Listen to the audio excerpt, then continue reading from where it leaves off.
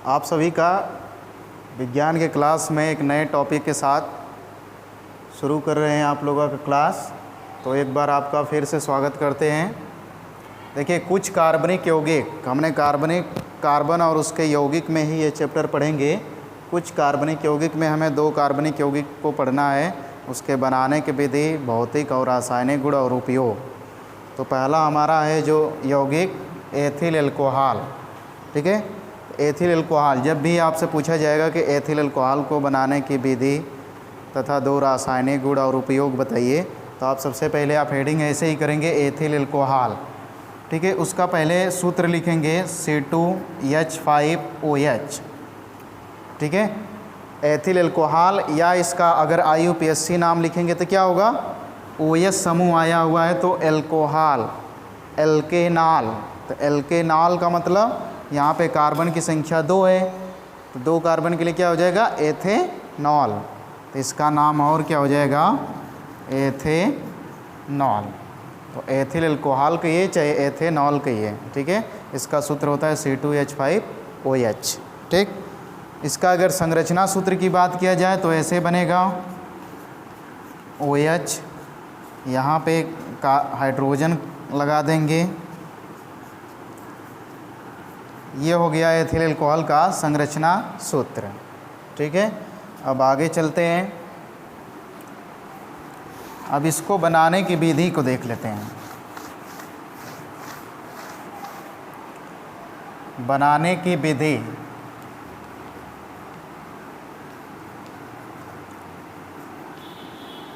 बनाएंगे कैसे? सबसे पहले हम बनाएंगे एथिल ब्रोमाइड से। एथिल ब्रोमाइड से, एथिल का सूत्र क्या होता है, C2H5, ब्रोमाइड मतलब Br। एथिल ब्रोमाइड से हमें बनाना है एथिल अल्कोहल, यानी C2H5OH। ठीक है, तो यहाँ पर ऐसा क्या चीज़ लें, देखिए जब भी किसी चीज़ को बनाना हो, जिससे बनाना हो, जैसे एथिल ब्रोमाइड से हमें एथिल अल्कोहल बनाना है, तो करना क्या पड़ेगा, सबसे पहले एथिल इधर ब्रोमाइड का लिख लो सूत्र और इधर एथिल अल्कोहल का सूत्र लिख लो। अब यहाँ पे क्या करें कि इसमें OH मिल जाए, इसके जगह पे Br के जगह पे OH आ जाए, तो हम यहाँ पे KOH कर दें, चाहे NaOH कर दें, चाहे MgOH ट्वाइस कर दें, हमें OH चाहिए, तो यहाँ पे KOH कर देंगे। तो ये C2H5OH हो गया, और यहाँ से निकला Br और यहाँ से निकला K, तो प्लस कर देंगे KBr। ठीक है, पोटेशियम ब्रोमाइड। तो हमारा हो गया पहला एथिल ब्रोमाइड से एथिल अल्कोहल का निर्माण। ठीक, इसके बाद है दूसरा एथिल एसीटेट से। एथिल एसीटेट का सूत्र होता है CH3COOC2H5 से हमें बनाना है C2H5OH। तो यहाँ पे हम क्या ऐसा ले लें कि हमें OH मिल जाए, यानी C2H5 पे यहाँ पर है OH मिल जाए, तो हम ले लेते हैं HOH। क्या ले लें, HOH। इसको हम H2O भी बोल सकते हैं। तो आराम से यहाँ से C2H5OH निकल गया, और यहाँ क्या बच जाएगा, CH3COO, यहाँ का बचा हुआ H, तो हो जाएगा CH3COOH। ठीक है, तो इस तरह से आप आराम से कर सकते हैं। तो ये हो गया एथिल ब्रोमाइड से, ये हो गया एथिल एसीटेट से। ऐसे ही एथिलीन से बनाना पड़ेगा, तो बना लेंगे। चलिए, एक और इम्पॉर्टेंट आता है तीसरा में, किण्वन द्वारा। ठीक है, अगर मान लीजिए पूछ ही दिया कि एथिल ब्रोमाइड से एथिल अल्कोहल बनाइए, तो आपको इसी को ऐसे ही बनाना पड़ेगा। चाहिए एथिल एसीटेट से अल्कोहल को बनाने को कहेगा तो यही रिएक्शन लिखा जाएगा। यदि कुछ भी नहीं कहेगा एथिल अल्कोहल को बनाने की कोई भी एक विधि बताइए, तो आप कोई भी रिएक्शन ऐसे बना के अपने से कर सकते हैं। करना क्या पड़ेगा, ऐसा कोई चीज़ लेना पड़ेगा C2H5OH बनाने के लिए। जैसे यहाँ Br के जगह हम Cl भी लिख सकते हैं, आयोडीन भी लिख सकते हैं, क्लोरीन भी लगा सकते हैं। यहाँ पे KOH के जगह NaOH का भी प्रयोग कर सकते हैं। तो इस तरह से अपने से कॉमन सेंस लगा सकते हैं। पर पूछा जाएगा कि भाई हमें इसी से बताइए कि एथिल ब्रोमाइड से एथिल अल्कोहल कैसे प्राप्त करेंगे, तो आपको यही रिएक्शन लिखना पड़ेगा। चलिए, किण्वन हम जान लेते हैं क्या होता है। कुछ ऐसे जीव होते हैं छोटे छोटे जिनकी वजह से कोई जटिल कार्बनिक यौगिक सरल कार्बनिक यौगिकों में टूट जाता है या उनका अपघटन हो जाता है, तो उसे हम बोलते हैं किण्वन।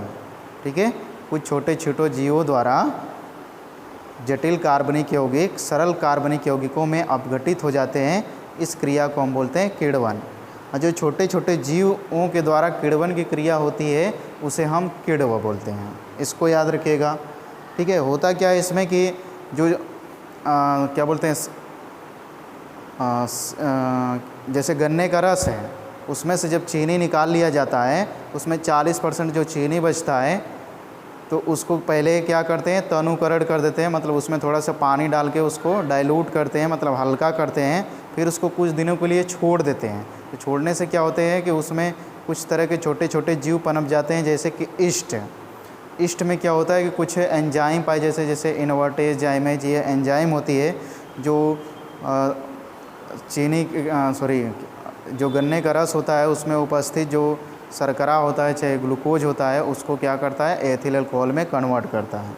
तो किण्वन में आपको याद यही रखना है, किण्वन क्या कहलाता है, किण्वन किसे कहेंगे, जटिल कार्बनिक पदार्थों का सरल कार्बनिक पदार्थों में अपघटन होना ही कहलाता है किण्वन। और जिन छोटे छोटे जीवों से किण्वन की क्रिया होती है उसे हम किण्व बोलते हैं। और इसके लिए कुछ रिएक्शन है, कैसे बनेगा उसको देख लेते हैं हम। जैसे देखो इसका एग्जाम्पल आता है किण्वन का दूध का फटना, दूध से दही का बनना, ठीक है, मांस का खराब होना, ये सब आ जाएगा आपका किण्वन में। तो देखिए क्या होता है, जो चीनी होता है, हम बताए कि गन्ने का जो रस होता है उसमें चीनी बच जाती है 40%, तो उसको हम सीरा बोलते हैं, C12H22O11, यह आपका चीनी है। इसका सूत्र है, इसमें जल मिलाएंगे, या कह सकते हैं कि भाई जो सीरा है उसको तनु किए तो उसमें तो पानी रहेगा ही। अब यहाँ पे क्या होता है कि एक एंजाइम होती है जो ईस्ट में पाई जाती है, इन्वर्टेज जो एंजाइम होती है वह क्या करता है, इसको तोड़ देता है ग्लूकोज और फ्रक्टोज में, C6H12O6 प्लस C6H12O6 में। एक का नाम होता है ग्लूकोज, एक का नाम होता है फ्रक्टोज, दोनों का अणुसूत्र सेम होता है। फिर क्या होता है कि जो ग्लूकोज है C6H12O6 जाइमेज एंजाइम की उपस्थिति में, यानी जो ईस्ट में जाइमेज पाया जाता है एंजाइम, वो क्या करता है, उसको बदल देता है एथिल अल्कोहल में, यानी C2H5OH प्लस कार्बन डाइऑक्साइड में। ठीक है, जो ईस्ट में पाया जाता है, जो बताया कि गन्ने के रस से जब चीनी निकाल लिया जाता है तो उसमें 40% चीनी शेष रह जाती है, तो उसको हम बोलते हैं सीरा। और सीरे को तनुकरण करते हैं, मतलब कि उसमें थोड़ा पानी डाल करके हल्का करते हैं, फिर इसके बाद उसको कुछ दिनों के लिए छोड़ देते हैं। तो छोड़ने से क्या होता है, उसमें छोटे छोटे जीव पनप जाते हैं एक कोष की, जैसे कि ईस्ट हो गया। तो वह ईस्ट क्या करता है, मतलब ईस्ट में जो उपस्थित एंजाइम होती हैं वह क्या करती हैं, चीनी को तोड़ देती हैं ग्लूकोज और फ्रक्टोज में, जो उसमें इन्वर्टेज एंजाइम होता है ईस्ट में। फिर ईस्ट में उपस्थित जाइमेज एंजाइम क्या करता है, इस ग्लूकोज को एथिल अल्कोहल में कन्वर्ट कर देता है। तो यदि आपसे पूछा जाए कि किण्वन विधि द्वारा एथिल अल्कोहल का निर्माण बताइए, तो पूरा आप इतना लिखेंगे जितना बताए पीछे, और ये रिएक्शन, तब जाके ये पूरा कंप्लीट होगा आपका जाके किण्वन विधि द्वारा एथिल अल्कोहल का निर्माण। ठीक है, चलते हैं आगे। अब इसका देख लेते हैं भौतिक गुण, मतलब जो एथिल अल्कोहल होता है उसका भौतिक गुण क्या होता है। तो जो एथिल अल्कोहल होता है वह रंगहीन होता है और मीठी गंध वाला होता है। इसका जो स्वाद होता है वह तीक्ष्ण होता है। और इसका जो क्वथनांक होता है 78.2 डिग्री सेल्सियस। क्वथनांक का मतलब जिस पे वह उबल जाए, वाष्प बन जाए। ठीक है, फिर इसके बाद आता है रासायनिक गुण। रासायनिक गुण का मतलब होता है कि जो एथिल अल्कोहल है वह किसी अन्य पदार्थ से क्रिया करेगा तो क्या क्या बनाएगा। तो कुछ रिएक्शन है इसमें, इसको हम जान लेते हैं।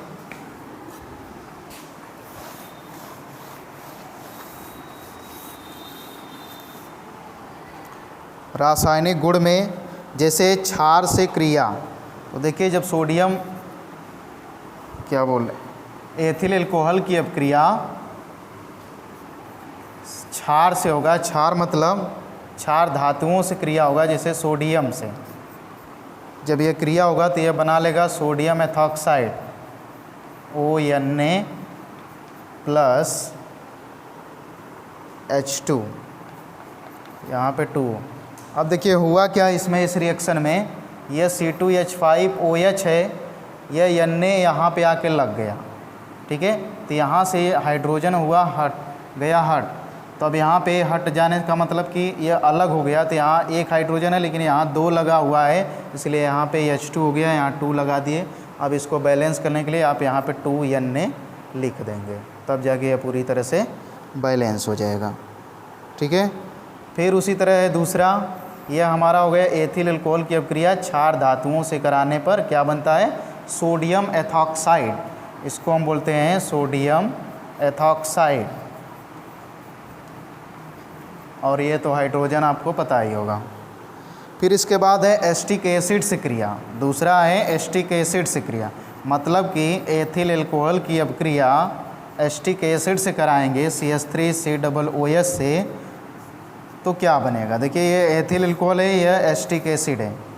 थोड़ी देर पहले आप यदि ख्याल कर रहे होंगे तो यह अपक्रिया हमने बनाया था, तो बना था आपका CH3COOC2H5 एथिल एसीटेट का जल से क्रिया कराया था तो एथिल अल्कोहल बना था। तो वहीं उल्टा कर देना है यहाँ पे, तो क्या बन जाएगा CH3COOC2H5 प्लस H2O। थोड़ी देर पहले हम इसी रिएक्शन को उल्टा लिखे थे बनाने की विधि में, तो आप इसी को लिख देंगे तो काम हो जाएगा। यानी एथिल अल्कोहल की अपक्रिया एस्टिक एसिड से कराएंगे तो क्या बनेगा, एथिल एसीटेट बनेगा। फिर है हाइलोजन अम्लों से क्रिया, हाइलोजन का मतलब अम्ल हो और उसमें हाइलोजन यानी क्लोरीन, फ्लोरीन, ब्रोमीन, आयोडीन इनमें से कोई हो, जैसे कि C2H5OH की अपक्रिया किसी भी हाइलोजन अम्ल से, हाइलोजन अम्ल का मतलब जैसे HCl से कराएंगे तो क्या बनेगा, यहाँ पे C2H5Cl प्लस यहाँ से Cl निकला, यहाँ बच गया क्या है H2O, C2H5Cl प्लस H2O। करना कुछ नहीं है, यहाँ देखिए C2H5 यहाँ से हमने ले लिया Cl और यह OH यहाँ से H, दोनों मिलेगा तो H2O बनाएगा अलग से। फिर इसके बाद है इसका उपयोग जान लेते हैं, ठीक है। इसका हो गया हमारा रासायनिक गुण, और भी रासायनिक गुण है जो आपको इस नोट्स के माध्यम से मिल जाएगा आपके व्हाट्सएप नंबर पे, तो उससे आप पढ़ लीजिएगा, देख लीजिएगा। अगला है इसका उपयोग, उपयोग क्या होता है, सबसे पहले यह विलायक के रूप में प्रयोग होगा, आप प्रयोगशाला में अभिकर्मक के रूप में प्रयोग होता है और मदिरा के रूप में प्रयोग होता है। तो ये हो गया हमारा एथिल अल्कोहल का उपयोग।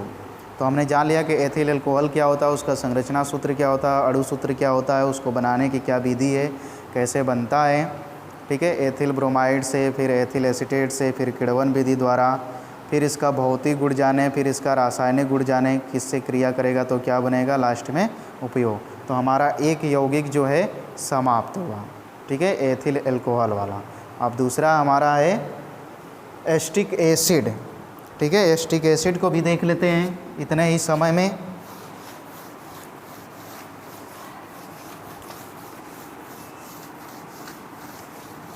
अगर एल्कोहल को आप पढ़ेंगे तो कुछ एस्टिक एसिड का भी कॉमन चीज़ें मिल जाएगी। तो एस्टिक एसिड, दूसरा है एसिटिक एसिड,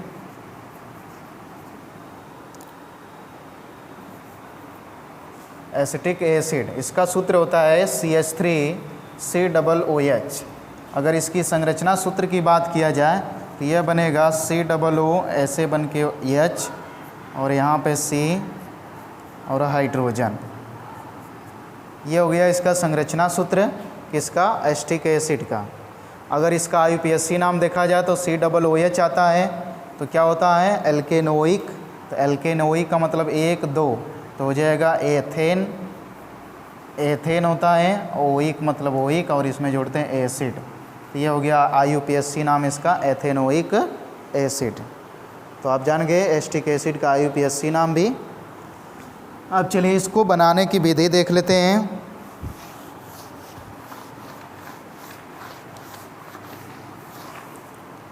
बनाने की विधि में सबसे पहले एथिल अल्कोहल से, एथिल अल्कोहल से कैसे बनेगा यह,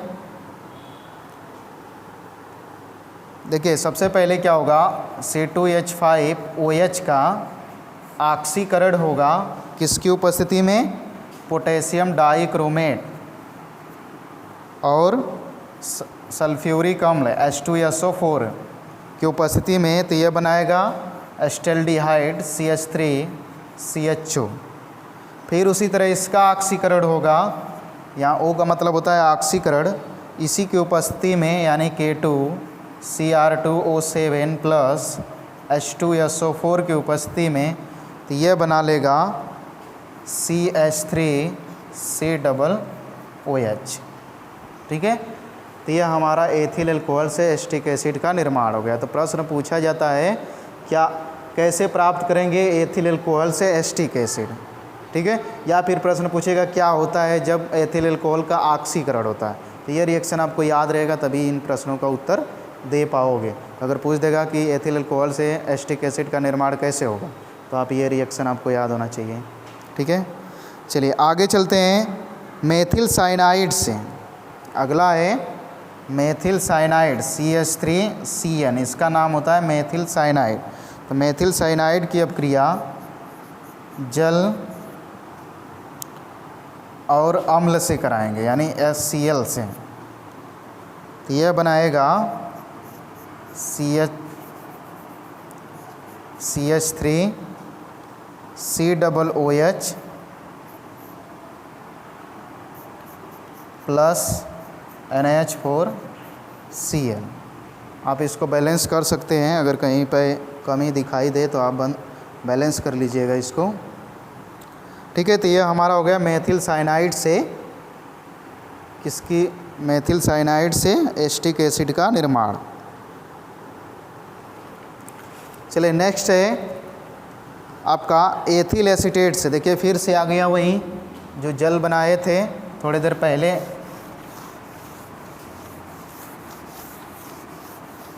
अभी थोड़ी देर पहले ये रिएक्शन लिखे थे एथिल एसीटेट से। एथिल एसीटेट से भी हम एसिटिक एसिड बना सकते हैं। क्या होता है, CH3COO, से क्या बनाना है हमें, एसिटिक एसिड CH3COOH को बनाना है। तो यहाँ पे हमने क्या लिया था, थोड़ी देर पहले ख्याल करिए H2O अल्कोहल वाले में, तो यहाँ पे क्या बन गया था C2H5OH, इसी को हमें बनाना था। तो यह 3 बार रिएक्शन आ चुका है, अब तक जितना बताया हूँ उसमें यह 3 बार आ चुका है। तो एथिल एसीटेट से हम एसिटिक एसिड को बना सकते हैं। ठीक है, इसके बाद है एसिटामाइड से। एसिटामाइड का सूत्र होता है CH3CONH2, इससे हमें बनाना है तो क्या करेंगे, HNO2, इसका नाम होता है नाइट्रस अम्ल, नाइट्रस अम्ल, इसका नाम होता है एसिटामाइड, एसिटामाइड। ठीक है, एसिटामाइड से एसिटिक एसिड कैसे बनेगा, तो CH3CONH2 प्लस HNO2। अब इससे हमें बनाना है तो करना क्या होगा, अब इसको बनाना है हमें ये चीज़ यानी CH3COOH, जिसको बनाना है उसको तो पहले लिख लोगे, बाकी जो बचेगा उसको आप बैलेंस करोगे। CH3COOH बचा क्या आपके पास, N2 बचा और बचा आपका जल H2O। आप इसको अपने से भी चेक कर सकते हैं कि ये रिएक्शन बैलेंस है कि नहीं बैलेंस रहेगा तो आप बैलेंस कर लीजिएगा। आगे है इसका भौतिक गुण। भौतिक गुण में क्या है, यह एक रंगहीन होता है, तीव्र गंध वाला होता है, संक्षारक होता है। एक चीज़ बता दें, कोई भी अम्ल होता है वह संक्षारक होता है, मतलब किसी चीज़ का मतलब धीरे धीरे उसका कोई भी पदार्थ रहेगा उसका नाश करेगा, संक्षारण करेगा, तो उसे बोलते हैं संक्षारक। इसका जो क्वथनांक होता है वह 118 डिग्री सेल्सियस होता है, हिमांक जो होता है 16.5 डिग्री सेल्सियस होता है। तो ये भौतिक गुण बहुत मायने नहीं रखता है, पर आप याद रखिएगा ज़्यादा आपका बनाने की विधि और रासायनिक गुण और उपयोग। फिर है रासायनिक गुण। रासायनिक गुण का मतलब पहले है क्षारों से क्रिया, तो कोई भी अम्ल क्षार से क्रिया करता है तो क्या बनाता है, लवण और जल, जो कि आपने अम्ल, क्षार और लवण में भी पढ़े होंगे। तो देख लेते हैं भाई एक बार फिर से, यहाँ पर आ गया तो ये क्षारों से क्रिया, तो क्षारों से क्रिया कराओगे एस्टिक एसिड का CH3COOH प्लस कोई भी क्षार ले लीजिए, जैसे NaOH हमने ले लिया। तो आप जानते हो कि लवण और जल बनाएगा, तो जल को बाहर करो पहले। कौन सा लवण बनाएगा इसको ध्यान दीजिए। देखिए जल को बाहर किए, यहाँ से H यहाँ से OH, तो बचा क्या आपके पास CH3COO Na, इसका नाम होता है सोडियम एसीटेट। ठीक है, तो यहाँ से आपका बन गया सोडियम एसीटेट और जल। दूसरा आपका है एस्टीकरण। एस्टीकरण थोड़ी देर पहले फिर से यही रिएक्शन आएगा, CH3COOH प्लस एथिल एल्कोहल से क्रिया कराएंगे OH, तो अब क्या बना, देखिए 4 बार रिएक्शन आ चुका है। अब देखो ये CH3COO, यहाँ से H को हटाओ, यहाँ से OH को हटाओ, तो ये मतलब क्या हो जाएगा, जल तो आपका बाहर हो गया, जो बचा लिख दो CH3COOC2H5, इसको बोलते हैं एथिल एसीटेट, कुछ देर पहले हुआ है। इसके बाद है हाइलोजनीकरण। हाइलोजनीकरण का मतलब हाइलोजन से क्रिया कराएंगे, CH3COOH प्लस Cl2, तो ये क्रिया करेगा तो बनाएगा आपका CH2Cl प्लस COOH।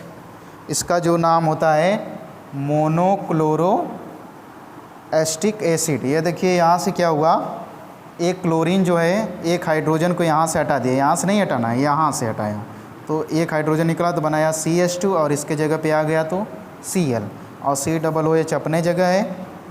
ठीक,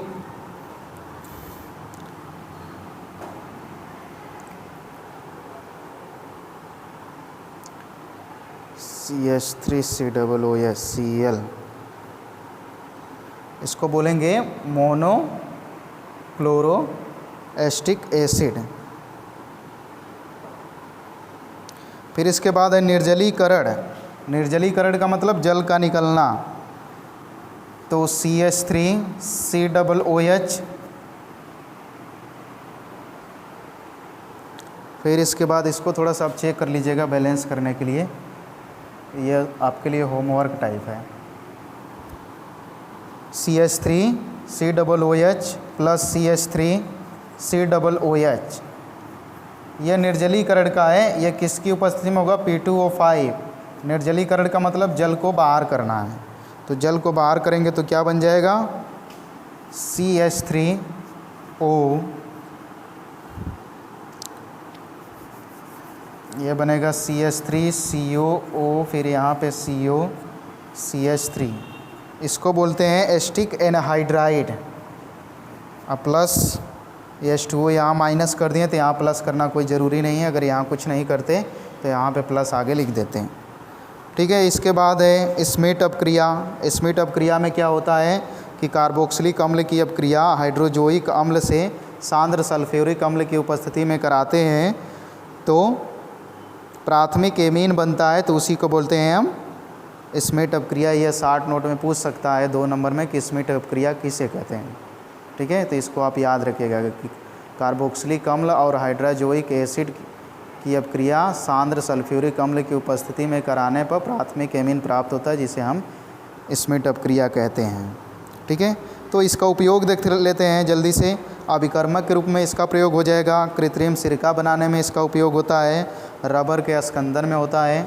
तो ये हुआ हमारा कार्बनिक यौगिक। कार्बनिक यौगिक का मतलब जो 2 कार्बनिक यौगिक थे, एथिल अल्कोहल और एस्टिक एसिड। अब इसके बाद अगले क्लास मिलेंगे तो अगला टॉपिक पढ़ाएंगे। तो ये हमारा समाप्त हो रहा है 2 कार्बनिक यौगिक, आप इसको सही से याद रखिएगा। तो इस क्लास को यहीं पर समाप्त करते हैं, तब तक के लिए धन्यवाद।